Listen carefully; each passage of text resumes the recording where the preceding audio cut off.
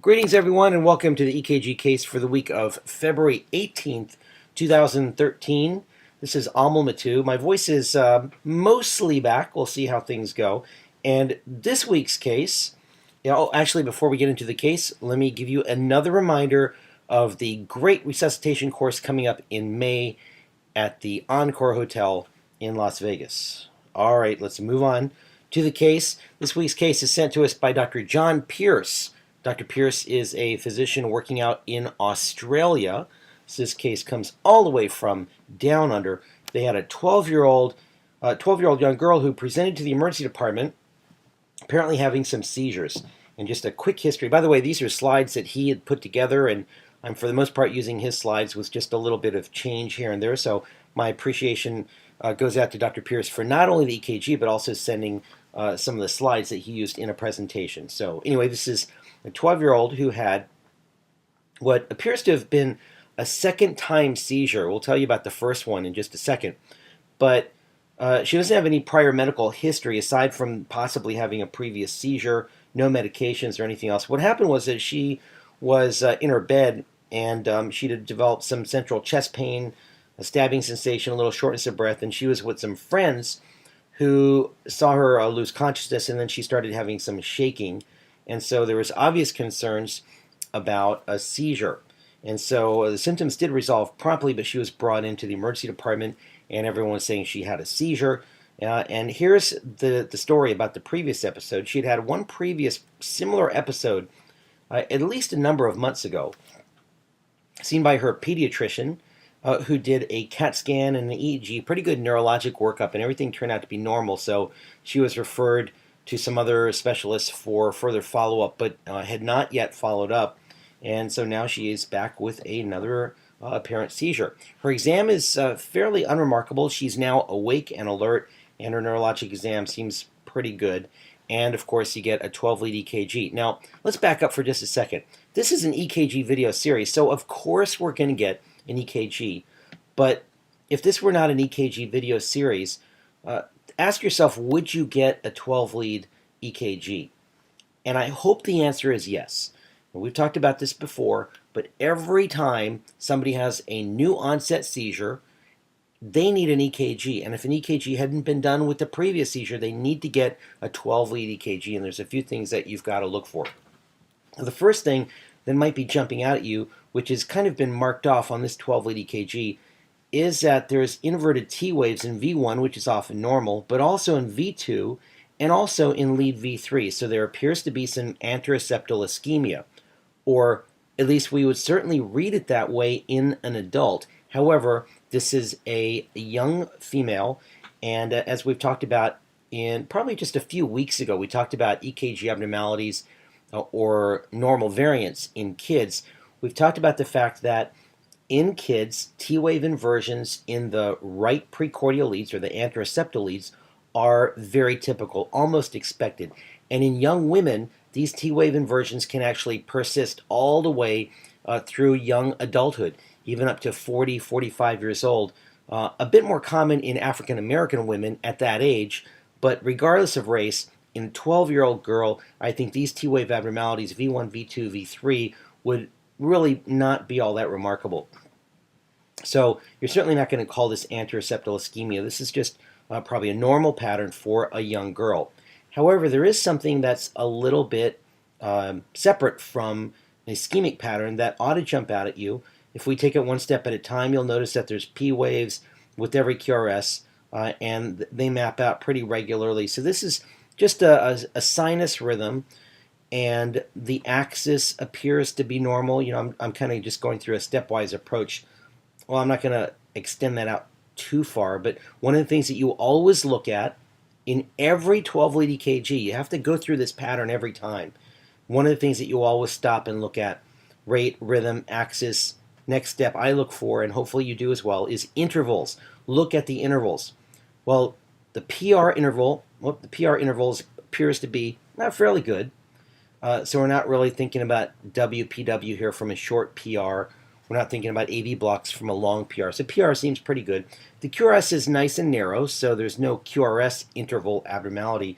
But hopefully what you might be noticing is that the QT interval, the three intervals you always look at, PR, QRS, and QT, the QT interval here is abnormal.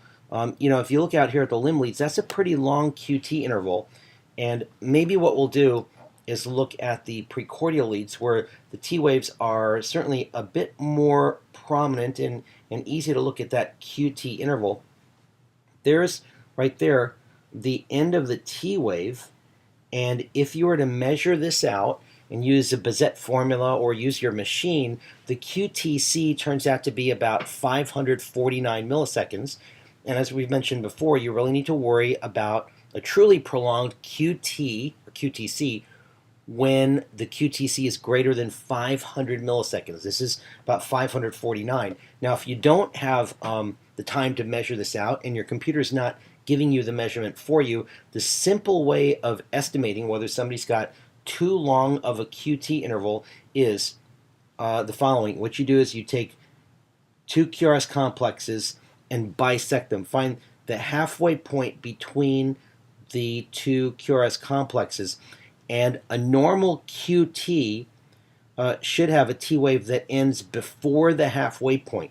And in this particular case, what you can see is that the QT interval is actually ending beyond that halfway point, right about there, and that means that this is a prolonged QT. So again, just what I call the poor man's way of estimating whether the QT is okay or the QT is too long. We'll take two QRS complexes, we'll go right halfway between, and you can see that the T wave is ending beyond the halfway point, and that means that this is a long QT, or long, even if you correct it, it's a long QTC. So this is a prolonged QT, and as I mentioned, if you were to actually measure this out, it turns out the QTC is greater than 500. That's concerning. Whenever the QTC is greater than 500, you worry about the possibility of torsade. Torsade de point, as I guess the French would say, or the Canadians would say if it's pronounced properly. Torsade, which certainly can mimic a seizure disorder. And what actually is happening here is that is that when patients develop the torsade, they hypoperfuse the brain. And when the brain is hypoperfused, people fall to the ground, and oftentimes with syncopal episodes and hypoperfusion to the brain, you're going to have a brief episode of shaking or seizure type of activity. What's different about true seizures versus these type of seizures is true seizures are usually associated with a relatively longer post-ictal period, whereas these type of what I'll call pseudo seizures, these type of seizures actually don't have much at all of a post-ictal period because it's really not a brain problem. They're or an intrinsic brain problem. They hypoperfuse the brain, they fall to the ground, they shake for 5, 10, 15 seconds, and then they stop, and then about 30 seconds later they wake up. Further history, a child was transferred to the local children's hospital, and after they noticed a long QT, and during the workup, there really wasn't any definite cause for this prolonged QT. There's no medications. There's no family history of anything. They tried some beta blockers, and that didn't really work, and they ended up having to put an implantable defibrillator in this 12-year-old, and she seemed to do okay after she did have some more runs of Torsade there in the hospital. So simple take-home points.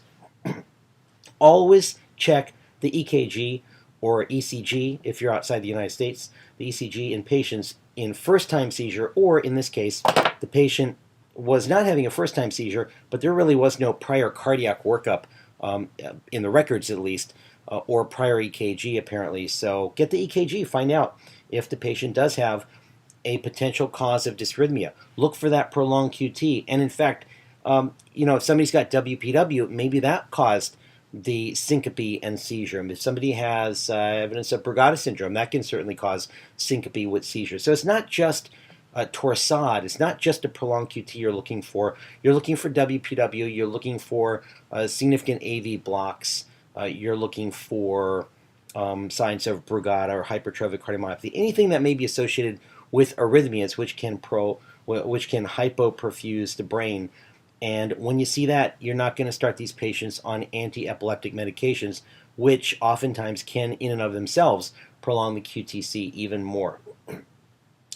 Interesting story where personally I can relate to this. A long time ago, when the kids were really young, we had a nanny, and one morning, she had come over, and we were all sitting at the breakfast table, the nanny and my wife and I, and she had mentioned that she had a splinter, and so I offered to try to get the splinter out of her finger. I took a little pin and I was trying to poke that sucker out, and I just wasn't quite getting it. In the meantime, what I didn't know was that this young woman was very vagal, and she wasn't handling this needling very well. She started getting a little nauseous, and I realized that, so I told her to just go ahead and sit down at the breakfast table, and she'll feel better. I sat down, my wife was there, we were all eating breakfast, and then I looked over, and she had suddenly tensed up, and she was kind of leaning over the chair. She was about to fall, so I grabbed her and I helped her to the floor. She had had a vasovagal syncopal episode.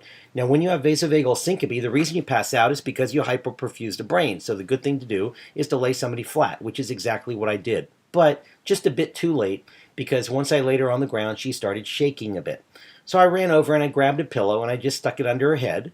And I figured, well, this is just a little vasovagal syncope. She's going to seize for about 10 or 15 seconds, or shake for 10 or 15 seconds. No big deal. Meanwhile, my wife, who also is a physician, but she's trained in internal medicine, she's an internist, does outpatient medicine, she never sees stuff like this, right? But I'm working in the emergency department. I see this kind of stuff all the time. It's no big deal. So I stuck a pillow under our nanny's head, and I just sat back at the table and started eating again, figuring it's going to be 10 or 15 seconds and it'll go away. My wife, meanwhile, was very upset by the whole thing, saying, "We got to do something, we got to do something." And I'm thinking, what are we going to do? We're in the kitchen. There's no IV needle, and there's no benzodiazepines that I'm aware of in the kitchen. And sure enough, after about 10 seconds or so, she stopped shaking, and then about a minute or two later, she was wide awake saying, "What happened?" There was no postictal period. She did perfectly fine. And I then put the pillow back on the couch, and she ended up being perfectly fine. She didn't remember what happened, but my wife was quite upset with me for not, I guess, freaking out about the whole thing, and also going back to eat my breakfast while she finished having her little shaking episode. I guess next time I'll try to act more panicked. But anyway, this does happen. When people have syncopal episodes, they will oftentimes fall and shake a little bit. And everyone who's standing around will see the shaking and think, oh my gosh, they're having a seizure.